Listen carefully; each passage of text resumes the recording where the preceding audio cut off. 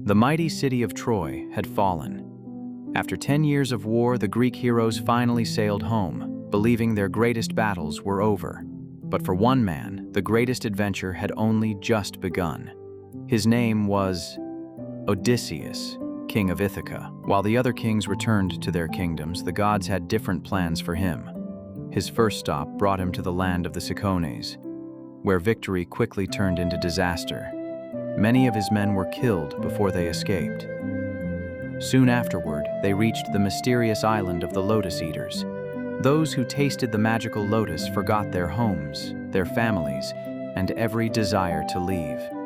Odysseus dragged them back to the ships by force before they were lost forever.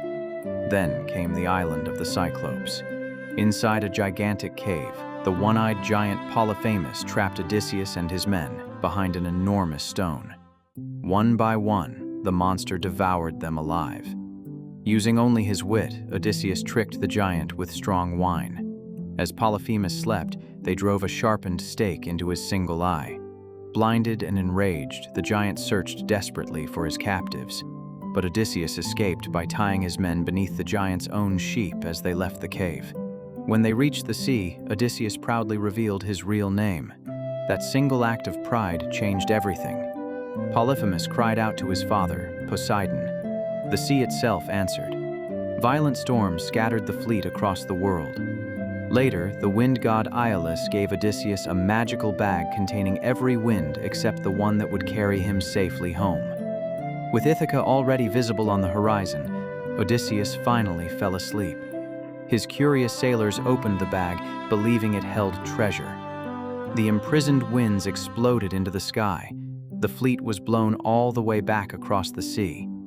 Their next nightmare came from the giant Laestrygonians. Towering cannibals crushed nearly every Greek ship with enormous boulders. Only Odysseus escaped. On another island lived the powerful witch Circe. With a single spell, she transformed his companions into pigs. Protected by a magical herb given by Hermes, Odysseus resisted her magic.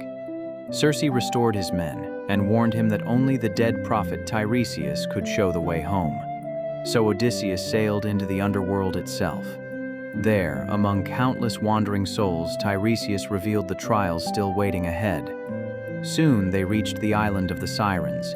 Their beautiful songs lured sailors towards certain death. Odysseus filled his crew's ears with wax and ordered himself tied tightly to the mast. Next came two horrors no sailor wished to face. On one side waited Scylla, the six-headed sea monster. On the other churned Charybdis, a monstrous whirlpool that swallowed the sea itself. Odysseus chose the lesser evil. Scylla seized 6 of his companions before disappearing into the cliffs. Exhausted and starving, the survivors landed upon the sacred island of Helios. Ignoring every warning, the desperate crew slaughtered the sun god's sacred cattle. The punishment came swiftly. Zeus shattered their ship with a single thunderbolt. Only Odysseus survived. He drifted alone across the endless sea until he reached the island of the nymph Calypso. For 7 long years she kept him there, offering him immortality if he would remain. But Odysseus longed only for home. At last, the gods ordered his release. After 20 years away, Odysseus finally reached Ithaca. Disguised as a beggar, he entered his own palace. His faithful wife Penelope had refused every suitor, promising to marry only the man who could string Odysseus's great bow. None could do it. The beggar stepped forward. He strung the mighty bow with ease. In that moment, his true identity was revealed. Together with his son Telemachus, Odysseus defeated every suitor and reclaimed his kingdom. After 20 years of war, monsters, gods, and impossible trials, the greatest journey in Greek mythology had finally come to an end.